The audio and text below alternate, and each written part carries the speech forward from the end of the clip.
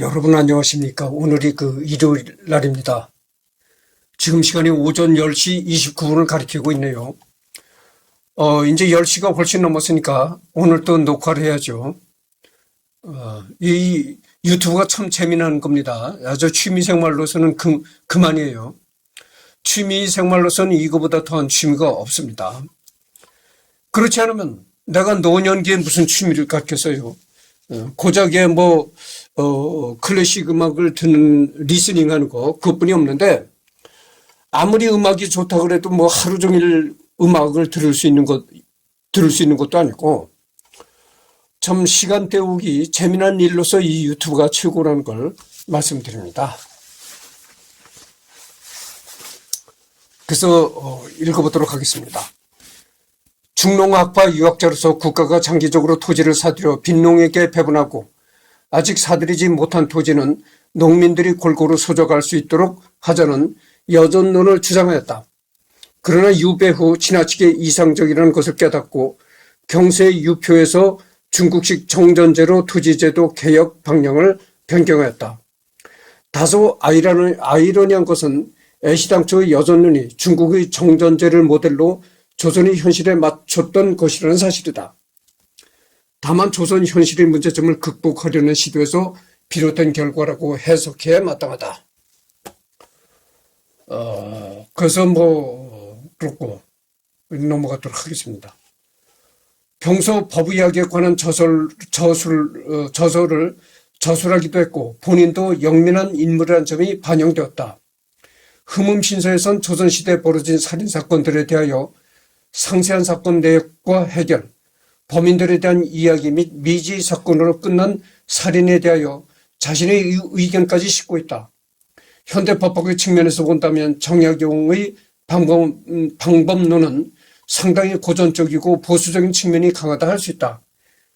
흠음신서에서 고을수령이 괜히 자비를 베푼답시고 중범죄자의 처벌을 가벼이 하는 것은 쉽게 재범이 일어나는 원인이 되니 일벌백계가 옳다고 서술하고 있다.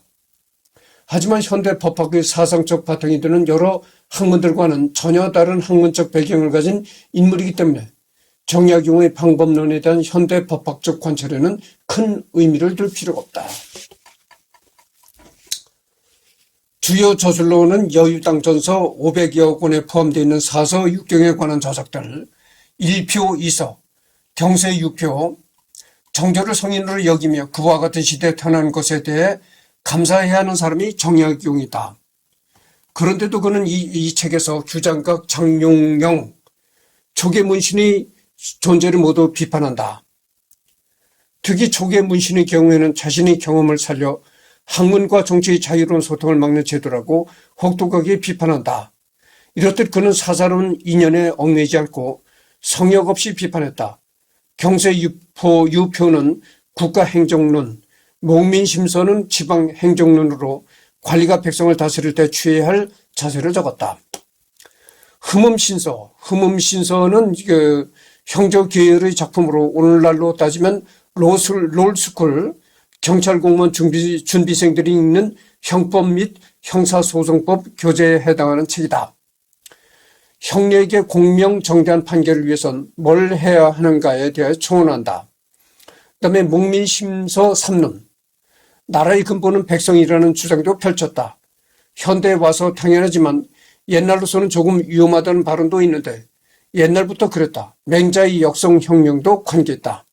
그 다음에 마과 회통, 종두법에 대해 다룬 의학서이다. 엄밀하게는 마과 회통의 주 내용은 마진에 대한 연구를 다룬 의학서이며 이 책에 부록으로 박제가와 같은 연구했던 종두법이 수록되어 있다.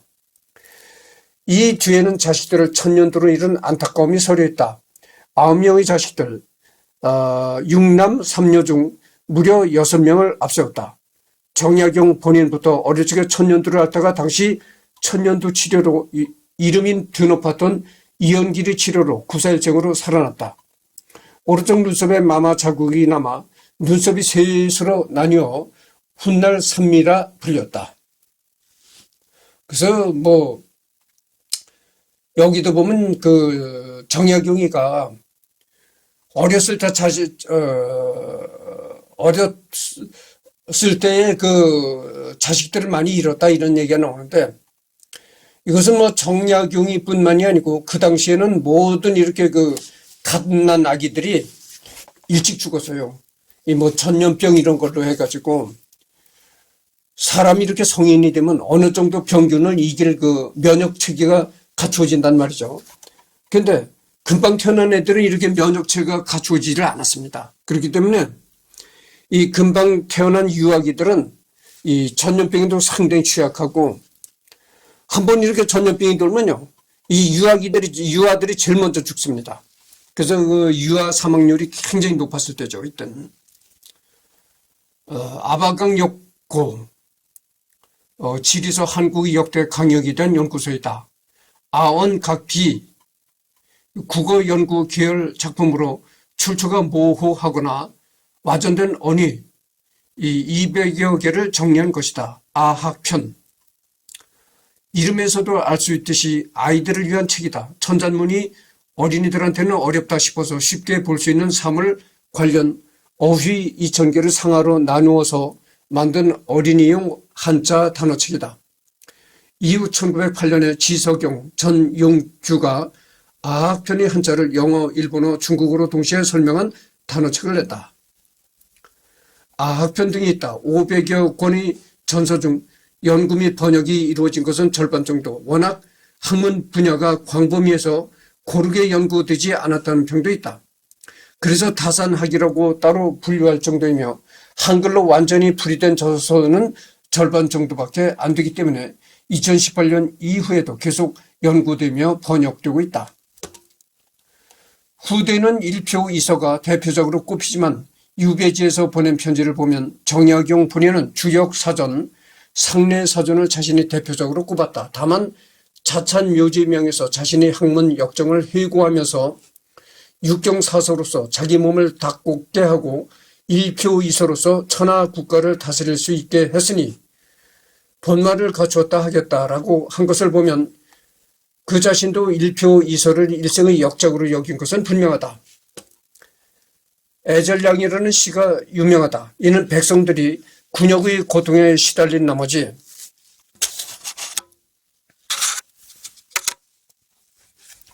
이렇게 아이를 낳는 내 물건이 죄다라는 의미에서 고자 되기를 선택했던 안타까움을 담고 있다.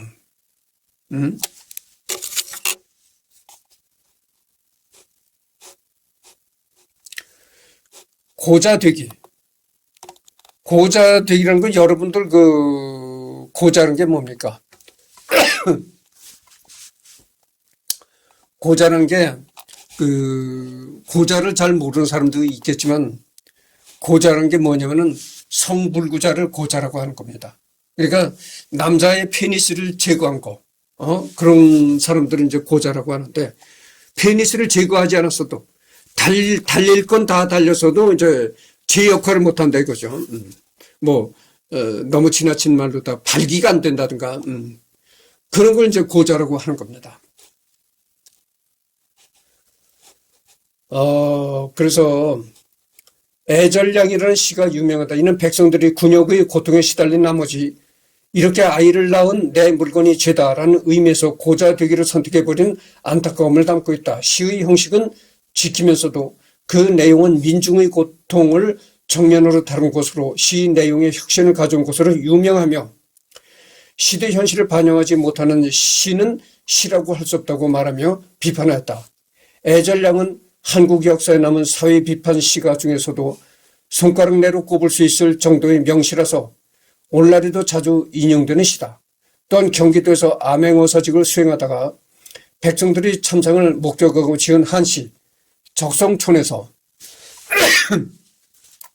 이 적성촌이라는 것은 그 오늘날의 파주시 적성면 그 부근을 얘기한다는 것이요. 역시 오늘날까지 탐관 우리들의 가렴주구를 비판하는 데 자주 언급되는 한시 중 하나다. 안빈낙도를 노래한 타맥행, 보리타작이라는 뜻이다. 역시 자주 언급되는 작품이다. 지금 내가 그 감기가 들렸거든요. 감기가 들려서 이렇게 그 기침을 자주 합니다. 당시 폐단이 심했던 풍수에 대한 그 맹목적인 추정에 대해 비판한 적도 있다. 풍수지부를 통해 풍수 자체를 학문적으로 분석한 적도 있지만 풍수론에서 말라 비틀어진 뼈가 어떻게 산 사람에게 복을 내릴 수 있는가라며 통렬하게 비판하였다. 정약용 자신이 죽을 때도 유언으로 괜히 명당 찾으려고 직원에게 물어보지 말고 그냥 고향 뒷산에 묻어달라고 할 정도였다. 유언대로 다산은 남양주시 조안면 능내리 고향집 뒤편 언덕에 묻혔다. 재미있는 게 현대의 풍수 전문가들 중에서는 정작 정약용의 묘소가 훌륭한 명당이라고 평가하는 경우도 있다는 것이다. 앞은 한강이 흐르고 뒤는 언덕이다. 남양의 배산임수, 저절로 기본 명당이 되는 지형인데다가 묘소 앞을 지난 한강은 곧 합류 지점을 만나게 기가 모이는 형국이다. 여러분, 이 풍수지라는 것이 과학적으로 볼 때는 이게 전혀 근거 없는 얘기입니다. 여기도 나왔잖아요. 정약용이가 뭐라고 했습니까? 말라 비틀어진 뼈다구가 어떻게 산 사람에게 복을 주고 이러느냐. 이런 건 있을 수가 없다. 그냥 그 명당이라는 것은 양지 바르고, 앞이 막히지 않고 탁 트이고 뷰가 좋은데 그런 데다 쓰면 오케이다. 그러니까 땅에 습기가 없고, 물이 고이고 이런 땅에 묻으면은 이 시체가 물에 잠길 우려가 있으니까 그런 데를 피하고, 그러니까 물기가 없고 앞이 탁 트여서 뷰가 좋고 햇살이 남향으로 해가 겨울에도 따뜻하게 햇살이 비치고 이런 곳에다 묻으면 그곳이 바로 명당이 된 것이지 어디 명당이 따로 있느냐 이렇게 얘기를 했다고 합니다. 그런데 정약용이가 묻힌 그 묘소 자리가 현대의 그 풍수지리하는 사람들이 명당으로 이렇게 본다는 거죠. 그래서 정약용이가 묻힌 그 묘가 여러분들 앞으로는 양수리 큰 강이 흐르는 뷰가 보이잖아요. 그래서 나도 이 풍수지리에 대해서 조금은 압니다. 어떤 이론을 가지고 있냐면 이런 이론을 가지고 있어요.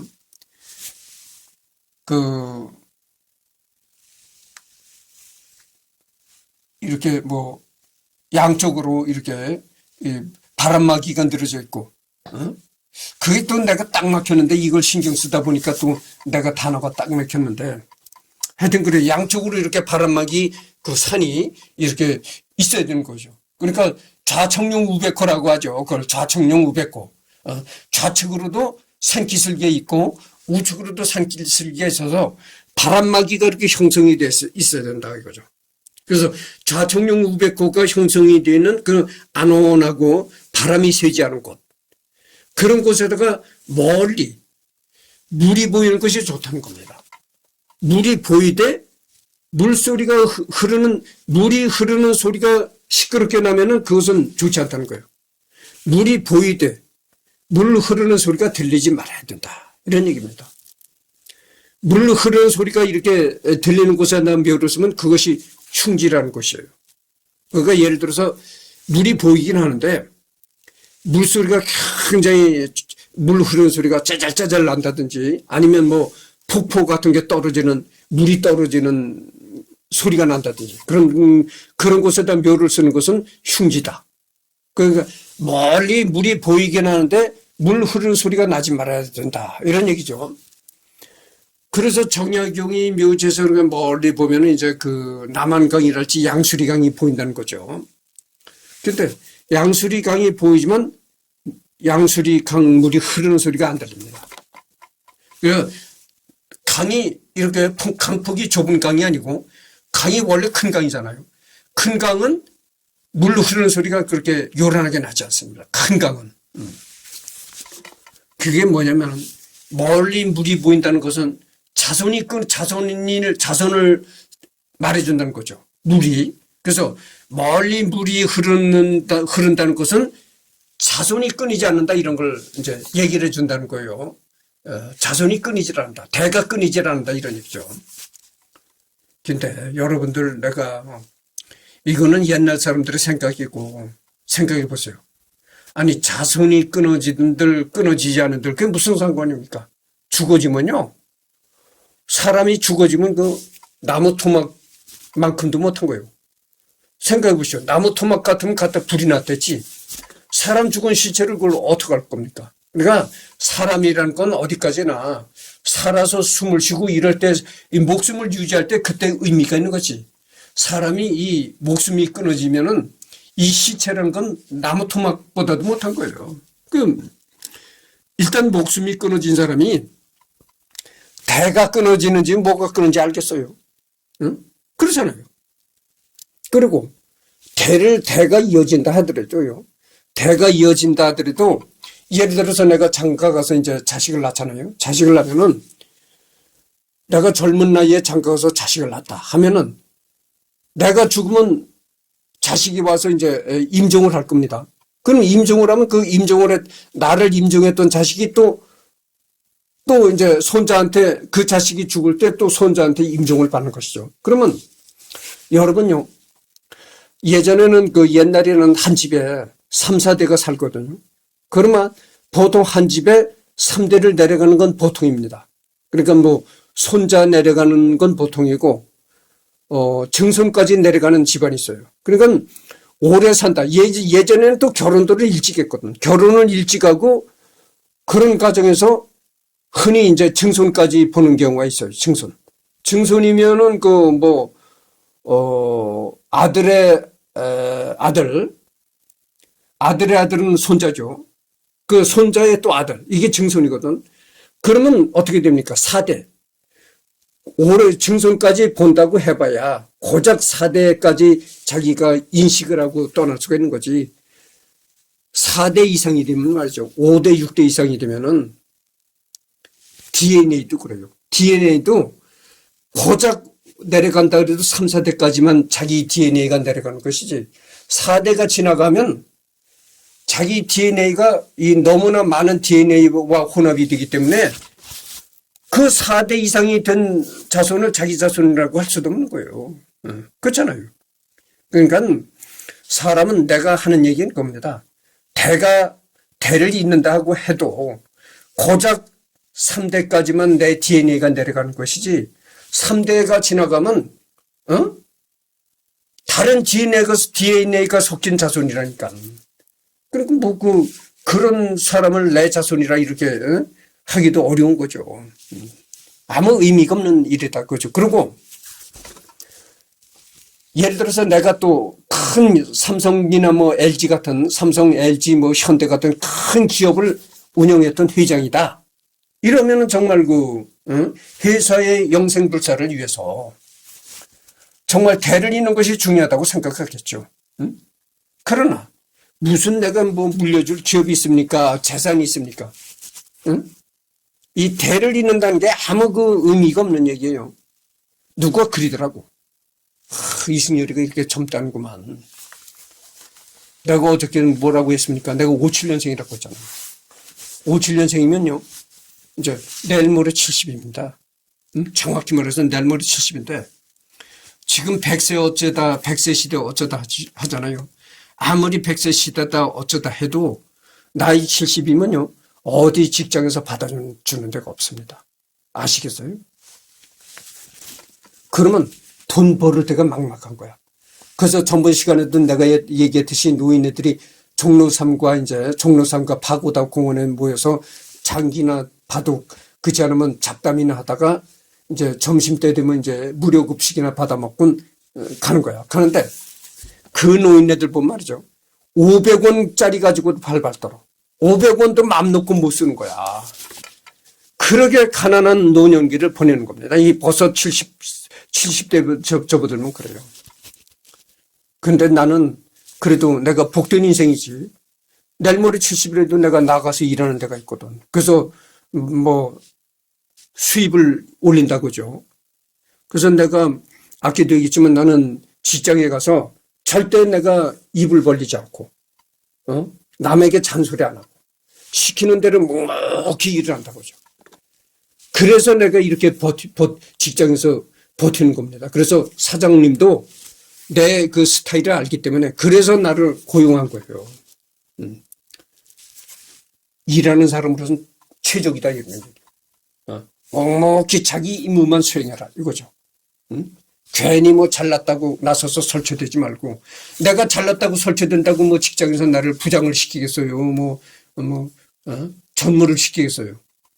되지도 않은 일이랬다고 그죠. 그러니까 묵묵히 자기 임무에만 충실하고 이런 사람, 한눈 팔지 않고 시키는데 일에만 열중하고 이러는 스타일이니까 사장님이 나를 좋게 봐가지고 이렇게 나이가 먹도록 일을 하게 해준 거야. 그래서 고맙죠. 내가 사장님 덕분에 내가 참 은혜를 많이 입는 겁니다.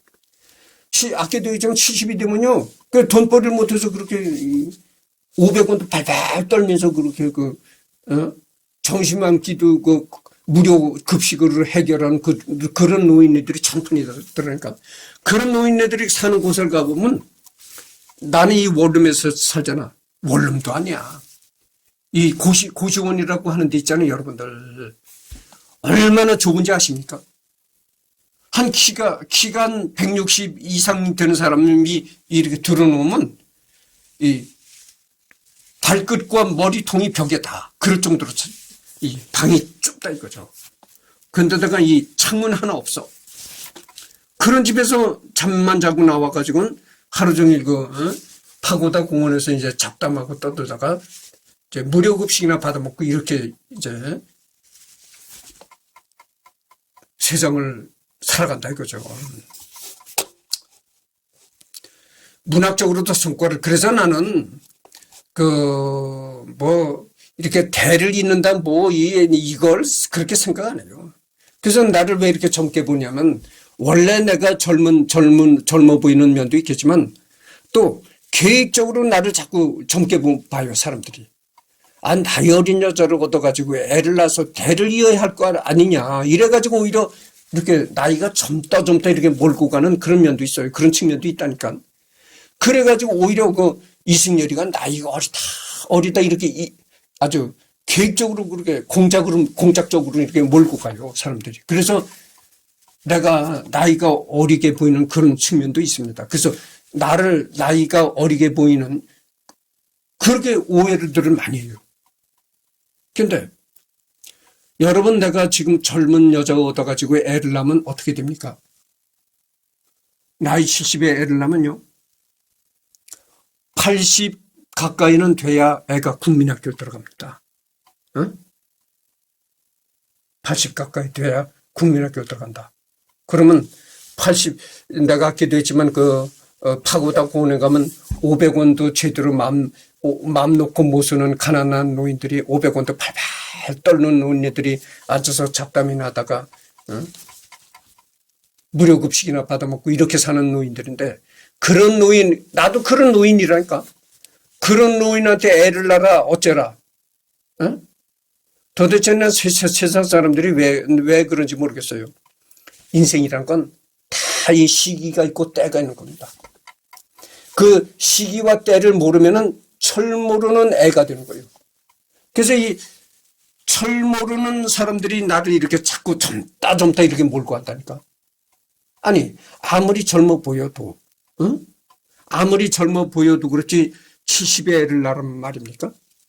난 그게 참 이해가 안 돼요. 아니, 아무리 70의 젊은 30살 차이 나거나 40살 차이 나는 여자를 얻는다 해도 70의 애를 낳아가지고 그걸 어떡합니까?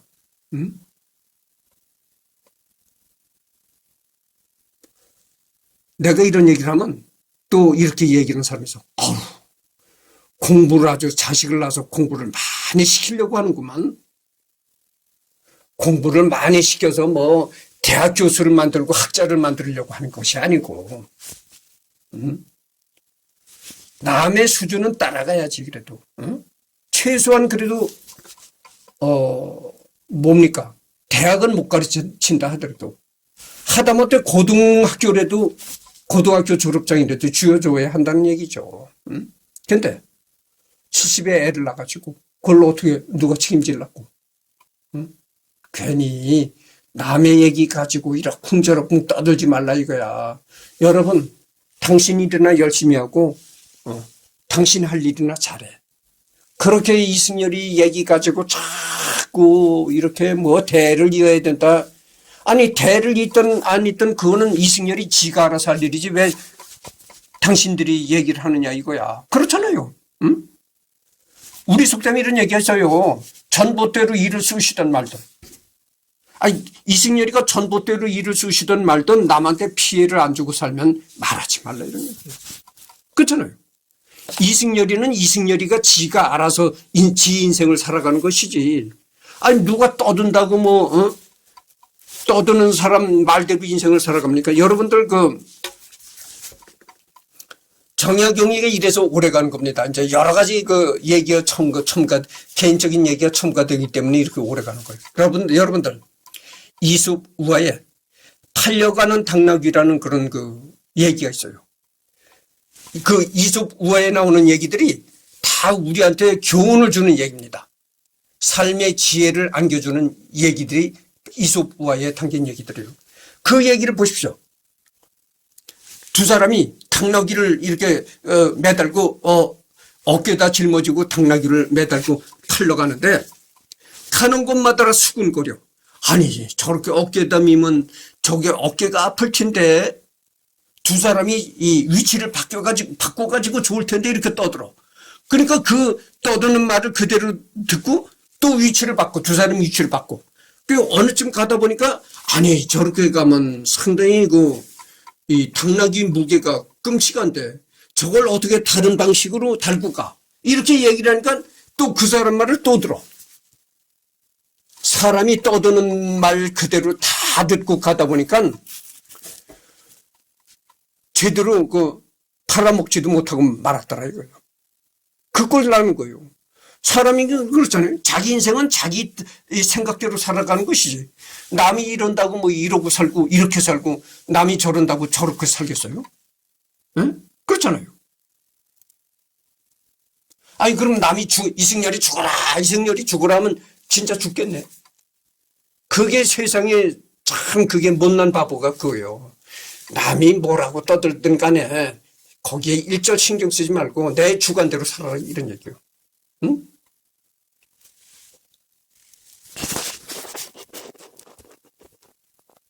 그러니까 남이 이렇게 떠들면 이렇게 살고 저렇게 떠들면 저렇게 살고 이러니까 이러면 점점 남이 오히려 신이 나가지고 더 떠들어댄다니까. 근데 남이 아무리 떠들어도 딱 내 중심을 잡고 내 뜻대로 인생을 살아가면 떠들기 싫으면 이제 제풀에 꺾여지는 거야. 제풀에 그만두는 거야. 생각해 보세요. 맨날 이승열이가 장가를 가느냐 장가를 못 가느냐 그걸 가지고 왜 그렇게 신경 쓰고 떠듭니까? 아니 혼자 살아도 내가 혼자 사는 게 좋아서 혼자 사는 거고 남이야 전봇대로 일을 쑤시든 말든 아니 내가 혼자 살아서 당신한테 뭐 돈 달라고 한 적 있어? 혼자 산다고 내가 당신한테 뭐 여자 소개시켜달라고 징징대 짠 적 있어? 신경 쓰지 말라 이런 얘기예요. 응? 그리고 혼자 독신으로 사는 사람들은 국가가 잡아다가 사용시킨다. 응? 아니 지금 대한민국이 인구가 줄어서 야단인데 이승열이 너는 왜 장가를 안 가고 자식도 안 낳고 평생 혼자 사느냐. 이게 매국노다. 이승열이 이놈은 평생 결혼을 하고 자식 한 명 안 낳는 대한민국의 인구 정책에 반하는 매국노다. 이래가지고 붙잡아다가 사용을 시킨다고 해도 어쩔 도리가 없는 거다 이거예요. 그렇잖아요. 내가 뭐 혼자 살고 싶고 혼자 삽니까? 어쩔 도리가 없는 거예요. 나를 장가 보내려면은 여자를 소개시켜 줄 생각을 하지 말고 5억을 줘라. 5억을 주면은 허름한 아파트라도 한 칸 마련하고 중고 자동차도 하나 사고 그래야 여자가 생길 거 아니냐. 그러니까 나를 장가 보내려고 자꾸 뭐 이런 얘기 저런 얘기 쓰잘데없는 얘기 떠들지 말고 나를 장가 보내려면 5억에서 10억 정도의 돈을 줘라. 그러면 내가 뭐 장가 가지 말라고 제살 지내도 내가 장가를 가겠다 이거예요. 즉 내가 능력이 안 되고 형편이 안 돼서 못 가는 건데 아무리 방아를 찢는다고 됩니까? 지 입만 아프고 지 머리만 아프다 이거야. 그 누구 요즘 사람들이 그래. 자꾸 머리가 아프대. 아니 남의 일에 그렇게 신경을 쓰니까 머리가 아프지. 두통에는 편잘. 편잘 광고 해봅시다. 편잘이 진통제야. 그걸 먹으면 머리가 아픈 두통이 싹 사라져. 남의 일에 왜 신경을 쓰느냐. 남의 일에 자꾸 신경을 쓰다 보니까 제 머리만 아파지고 제 스트레스만 쌓이는 거야. 여러분 스트레스 받지 마십시오. 괜히 남의 일에 자꾸 스트레스 받아봐야 자기 몸에 병만 생기는 겁니다. 스트레스는 만병의 근원이 되는 거예요. 이 속담 또 한 번 내가 읊어볼까요? 남이야 천보태를 쑤시던 말던. 그렇잖아요. 남이야 천보태를 쑤시던 말던. 남한테 피해를 안 주고 살면 떠들지 말라 이런 얘기예요. 문학적으로도 재밌죠? 내게 3대 이 유튜브를 들어보면 어떤 때는 스트레스도 쌓이겠지만 참 재미가 솔솔 납니다. 그렇게 이승열이를 두고 자꾸 이걸 씹어대고 안주거리로 씹어대고 이러니까 그 얘기를 듣는 내가 이렇게 얘기거리가 많아질 거야. 예로부터 나를 이승열이는 어딜 가나 이승열이 가지고 이렇게 씹어댄다고. 문학적으로도 성과를 냈다. 여러 문학론을 전개하는 한편 시문학에서 뛰어난 업적을 남겼다. 중국의 것을 벗어나서 조선시를 써야 한다고 주장하면서 내용과 표현 면에서 독특한 작품들을 여러 창작했다. 그러나 당대 사대부들의 문자가 한문이었기 때문인지 결국 한시만을 중점적으로 남기는 데 그치고 국문 시가에는 별다른 관심을 보이지 않았다. 반면 소설문학 쪽에는 비판적이어서 당대의 흥미 위주로 유행하던 소설들을 모두 퇴출시켜야 한다고 했다. 정약용은 냉철하고 꼼꼼한 면이 더 강하되 소설을 배격한 것도 그 내용이 이 현실의 문제를 바르게 인식하고 바로잡기보다는 흥미 위주의 허무맹랑한 쪽으로 흘러가는 데 대한 반감이 컸기 때문인 것으로 보인다. 정약용 이 시대에도 그 한글이 있었습니다. 한글이 있었는데 이 사대부다. 그래도 사회적으로 그래도 명성이 있고 이름이 있다 이런 사람들은 한글을 안 썼어요. 한글이라는 건 그 아녀자들의 문자다. 언문이다 그랬단 말이죠. 그러니까 집안에서 침 하나 두르고 생활하는 아녀자들이 글이지 밖에 나가서 대외적으로 큰일을 하고 활동하는 남자는 한문을 써야 체면이 난다. 우리 민족은 체면의 민족이야. 너도 나도 한문만 썼던 거예요. 한문이 뜻이 깊다 이거지. 글자가 돼서. 그래서 뭐든지 한문으로 다 붓으로 이렇게 써야 참 스타일이 기가 막히고 모양이 나고. 근데 이게 언문 한글이나 써가지고 이건 뭐 이래가지고 그 당시 소위 양반이라고 하는 사람들은 다 한글이 있지만 한글을 안 썼다 이거. 한글이 그렇게 천대를 받았다니까.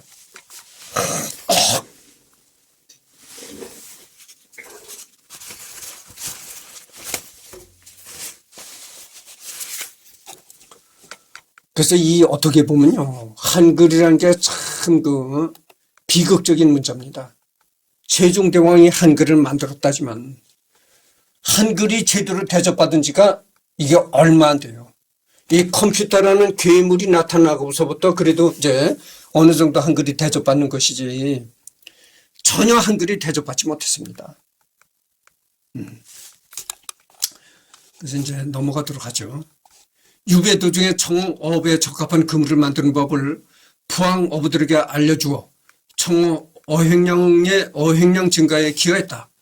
원래 부항 어부들은 칡농쿨로 만든 조악한 그물을 사용했기에 청어를 많이 잡아도 그물이 터지는 경우가 빈번했다.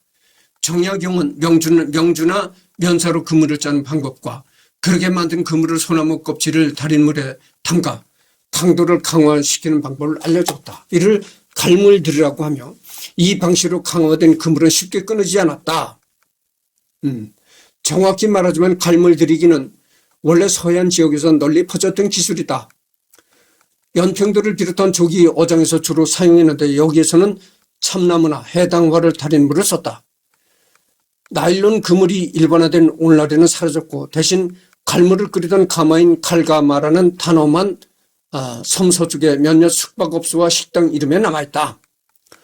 연평도의 향토 해양사 박물관인 조기 역사관에서 당시 모습을 디오라마로 제작해 전시하고 있다. 그래서 당시에는 말이죠, 그물에다가 갈무를 들인다는 거죠. 그물에다가 갈무를 들이면은 그 그물이 더 튼튼해진다는 거죠. 잘 끊어지지 않고. 근데 뭐 요즘에는 너무나 합성 섬유가 너무 발달했잖아요. 그래서 뭐 나일론으로 만든 그물이 나오고 하니까 그래서 이제 그물을 염색시키는 그런 게 그래서 없어진 거죠.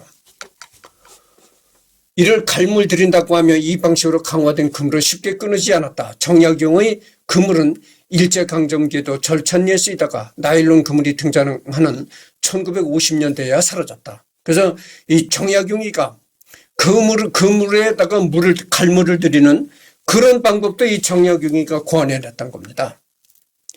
그래서 정약용이가 그 그물에다가 물을 들여서 이제 이 그물의 이제 강도를 높이는, 그래서 정약용이가 만든 그 방법이 1950년대까지 이 어부들한테 쓰여졌다는 거예요.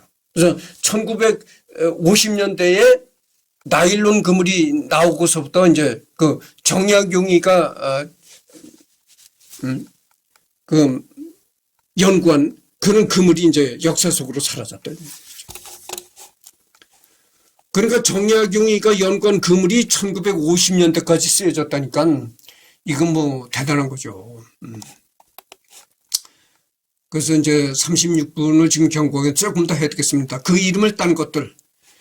정약용이 한국 내에서 인지도와 명성이 높은 위인인 만큼 그의 호인 다산은 굉장히 다양한 곳에서 쓰인다. 서강대학교의 D관은 그의 호를 딴 것이다. 다산관. 그런데 서강대학교의 건물 이름은 가톨릭 관련 인물을 중심으로 정해지는데 앞에서 말했듯이 배경 문제가 얽혀있다. 한국기술대학교에서도 다산정보관이라는 이름의 도서관이 있다. 한기대의 이념인 실사구시에 꼭 어울리는 인물이라 따온 것으로 보인다. 1층 내부에 영정과 업적이 기록되어 있고 도서관 앞에는 다산 선생께서 이 앞에서 담배 피지 말라 하셨다라는 표지도 있다. 도서관의 일부 벽면과 엘리베이터가 전부 유리로 만들어져 있어 상당히 멋진 외관을 자랑한다. 한국경제신문에서도 다산경제학상, 다산경영상, 다산기술상, 다산금융상 등을 제정하여 매년 시상하고 있다. 성균관대학교에서도 다산경제관이란 이름의 건물이 있다. 5층짜리 건물인데 강의실보다는 학과 사무실, 교수 연구실, PC실 등등이 더 많다. 대부분의 경제학과 강의는 연결되어 있는 퇴계 인문관에서 진행된다. 둘 다 모두 성균관 출신을 학교 건물에 쓴 예. 그래서 여러분들 내가 언젠가도 얘기를 했지만 남양주에 건설되는 다산신도시, 다산신도시라는 것도 정약용이 호를 거기다 붙인 겁니다.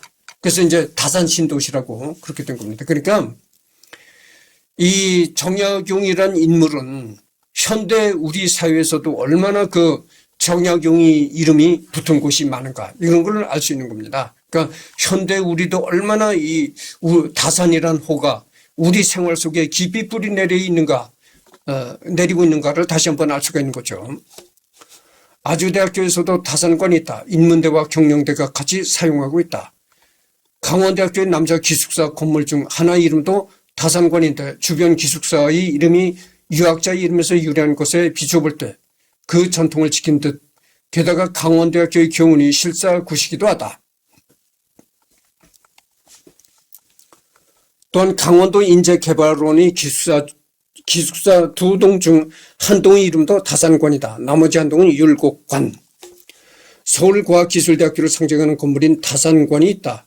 일제강점기에는 경성제국대학 이공학부 본관이 있었으며 해방 후 서울대학교 공과대학 본관 건물이었다. 과거 건물 꼭대기 시계탑이 있었으나 현재는 안전상 이유로 철거되었다. 학내 건물 번호는 2번이다. 세종대학교에서도 다산관이 있다. 강원도 횡성군 소재 민족사관 고등학교에도 다산관이라는 건물이 있다. 이 건물과 충무공 이순신이 호를 딴 충북원 두 건물은 민족사관고를 상징하는 건물이자 쌍둥이 수업동이다. 헌데 정약용이 이순신을 평가한 사례를 본다면 영 껄끄러운 연결이다. 원래 파스텔르 유업이 세운 것이라 한쪽은 의료진 지원 요구가 실질적 물량 공급 요청이었던 나머지는 자신이 다 해결한 전설적 명장이고 파스텔르가 붙인 우두법을 조선에서 실제로 사용하지는 않았지만 할 수 있다는 것을 확인한 주역이라는 점이 붙어진 이유일 수 있다. 서울특별시에서 운영하는 다산 콜센터가 바로 정약용의 호를 딴 것으로 정약용처럼 실생활에 필요한 모든 것을 알려준다는 취지로 전화 한 통으로 해결할 수 있는 좋은 곳이다. 또한 서울에는 그의 호를 딴 다산로도 있다. 서울에는 그 정약용의 호를 딴 다산로도 있다는 겁니다. 그리고 서울시에서 운영하는 그런 전화 상담을 하는 그런 다산 콜센터도 있다 이런 얘기죠. 그래서 북극에는 다산과학기지도 있다. 이 북극에 우리 대한민국에서 설치한 과학기지가 있는데 그곳의 이름도 정약용 이름을 따가지고 다산과학기지라 붙였다. 경기도 수원시 팔달구 화서동에는 화서 다산도서관이 있다. 경상북도 영주시 소재 동양대학교에도 다산관이 있다. 유아교육과나 사회복지학과, 행정경찰학부 등 인문사회 관련 학과가 사용 중이다. 다산 신도시라는 신도시의 명칭도 그의 호를 딴 것이다. 경기도 남양주시에 있으며 마침 남양주시는 조안면 능내리 일대에 정약용의 생가 및 그 주변을 관광지로 한 다산 유적지가 있기도 하다. 또한 남양주시에는 정약용 도서관 또한 존재한다. 내가 그랬잖아요. 다산 신도시라는 곳이 그 정약용이 호를 붙인 신도시다 이런 얘기를 했습니다. 경기도 이천시 소재 다산 고등학교라는 곳이 있다. 정약용과 어떤 관련이 있는 학교인지는 모르나 정약용의 호인 다산을 따서 만든 거다. 광주광역시 과학기술원 캠퍼스 안에도 다산 빌딩이라는 부속 건물이 있다. 서울 대일 외국어 고등학교의 강당으로 쓰이는 커다란 홀의 명칭이 다산홀이다. 대한민국 해군이 최신의 이지스함인 정조대왕급 구축함 두 번의 항명이 다산 정약용 함으로 명령되었다. 대한민국에서 운영하는 그런 군함에도 다산 정역함이라는 그런 명칭이 붙은 군함이 있다 이런 얘기죠. 거중기 개발을 비롯해 실학자로서 그의 공로가 첨단 과학기술 강군을 지향하는 해군의 주력 무기에 붙여지는데 적합하다는 설명이다. 아울러 같은 정조대왕급 구축함의 일본함에 정조 이름이 붙어져 정조대왕함이 되었으니 정조시대를 대표하는 인물로서 정약용도 한 명으로 추가되었다는 해석도 가능하다. 그래서 지금 43분은 경과했습니다. 그래서 이번 시간은 이것으로 끝을 맺고 다음 시간은 여기서 또 이제 리딩을 또 하도록 하겠습니다.